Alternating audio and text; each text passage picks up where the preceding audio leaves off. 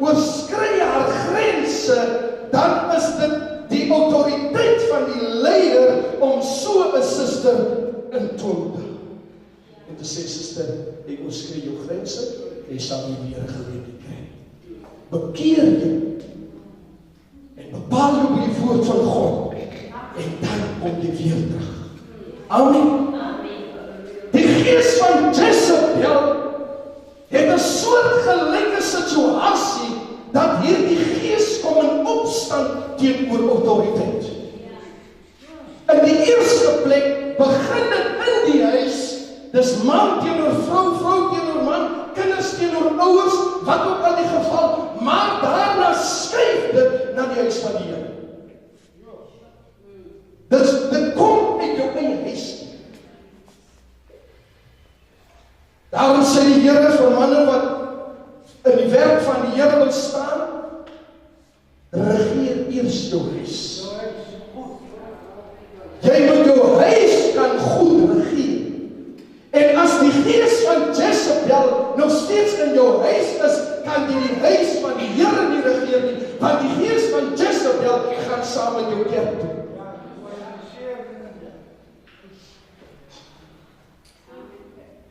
En die vierde, dit is waar manne van God nie bereid is om te submit onder 'n ander man van God. Sal nou dan gaan, jy sal sien waarvan dan kom submissie, om my te onderwerp aan gesag, en wat die voordele is van onderwerping aan gesag. Die eerste gedeelte wat belangrik is, ek moet my ten volle onderwerp aan God die Vader, God die Seun en God die Heilige Gees. Die 300 man wat God vir Gideon gegee het, moes hulle onderwerp aan Gideon en Gideon se gesag. Halleluja! Want toe Gideon met hulle praat, sê hy, doen soos ek doen. Vir God en vir Gideon. Vir God en vir Gideon.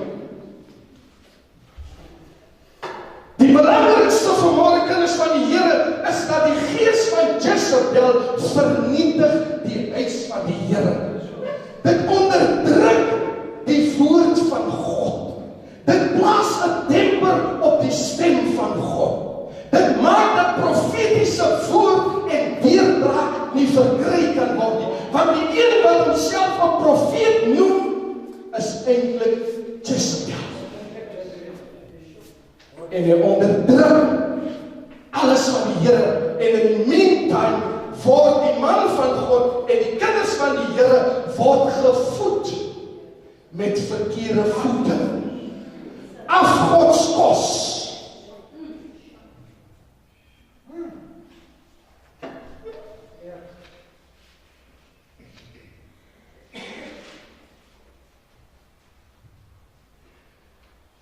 Och, die waar ons het nie genoeg tyd om in hierdie hele saak te gaan. Jy moet gaan luister na die boodskap op die internet, op ons webadres, om die hele saak. Daar is redes waarom 'n man sy hoofskap in sy huis verloor. Daar is redes waarom 'n man sy hoofskap in sy huis verloor.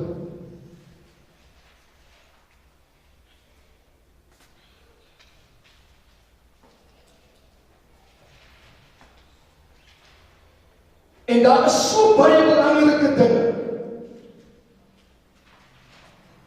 wat ons moet na kyk, sodat hierdie saak in ons huise kan reg is. Hierdie is 'n klein gedeeltetjie van ons persoonlike huis en ons huisgesin. Pa, ma en kinders. Dit was net die fondasie van wat oorloop na die huis van die Here.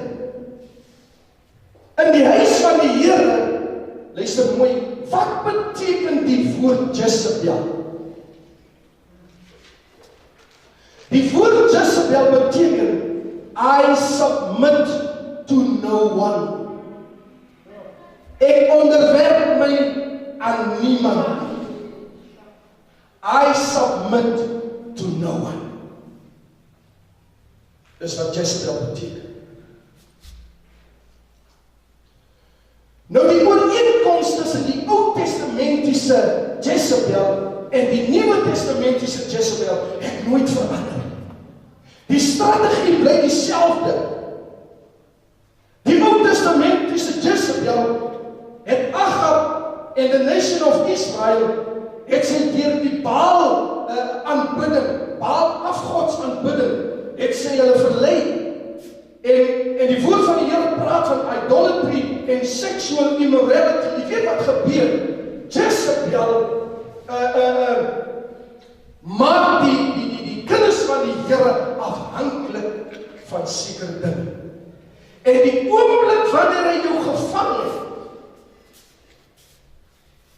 al wat sy hoef te doen, is om jou so 'n bietjie aan jou nek rond te skud. En dan submit jy aan Jezebel. Nee? Jezebel kan net so 1-2 blaffies gee. Dan is dit verby met jou. Dan weet jy wie's baas. Wie is baas? Amen.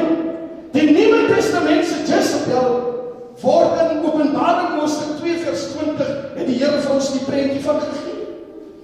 Hoe sy opereer. En dis die een wat ons nou oor gepraat het, nee? I have this against you that you tolerate the woman Jezebel who calls herself a prophetess, claiming to be inspired, and who is teaching and leading astray my servants and beguiling them into practicing sexual vice and eating food sacrificed to idols. Nou, seksuele immoraliteit, kinders van die Here, is profeties gesproke beteken dat jy kry te doen met verskillende denominale godsdienste. Dis dieselfde in die saak waar die Here die hoer gebruik, waar hy praat van die valse kerk, is die benoeming die hoer.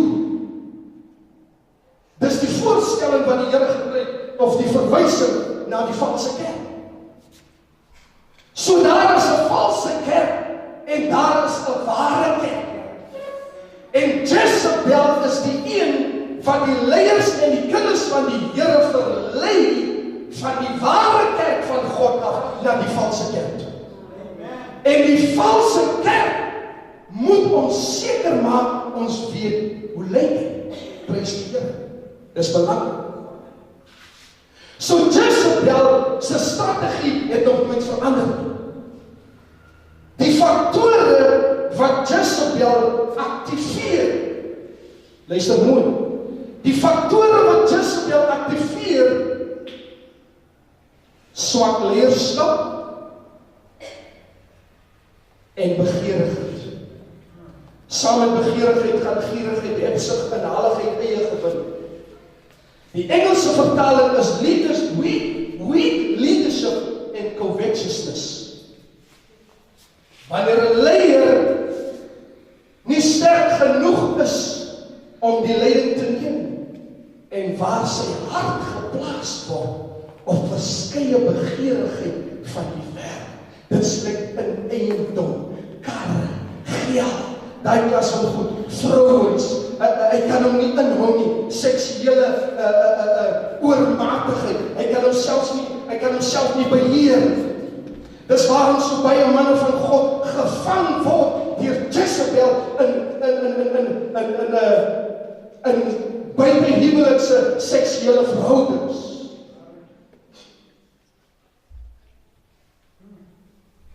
Die begeerigheid van mens, die gierigheid, die hebsug, die inhaligheid vir eie gewin. Nou moet jy mooi luister. A weak husband activates Jezebel at home. 'n swak man aktiveer Jezebel in sy eie huis. Wat beteken hy laat toe dat die vrou op sy kop sit en nie stil sit nie, dankie persoon. Prys die Here. Nou moet jy mooi luister, waardeur word dit geaktiveer. Dis die man se eie toedoen, swak leierskap en sy eie begeerigheid. Gebeur dit nou dat Jezebel op sy kop klim en nie kan stil sit. En dis verby. As Jezebel hom gevang het, is hy in gevangenskap. En daar's net een manier hoe hy ontslaak kan raak van Jezebel. Skop daarby. Daar's net een manier.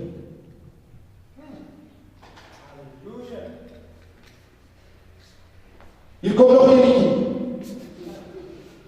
A weak set man, a weak leader, activates Jezebel in the church. 'n swak leier aktiveer Jezebel in die kerk. 'n man van God wat nie kan sê, so sê die Here. 'n man van God wat nie weet waar hy staan. 'n man van God wat nie by die voete van die Here sit nie. 'n man van God wat nie die woord van God ken nie. 'n man van God wat opereer sonder wysheid en onderskeidingskennis van God. Halleluja. Want as Jezebel blaf, dan sê hy so right. So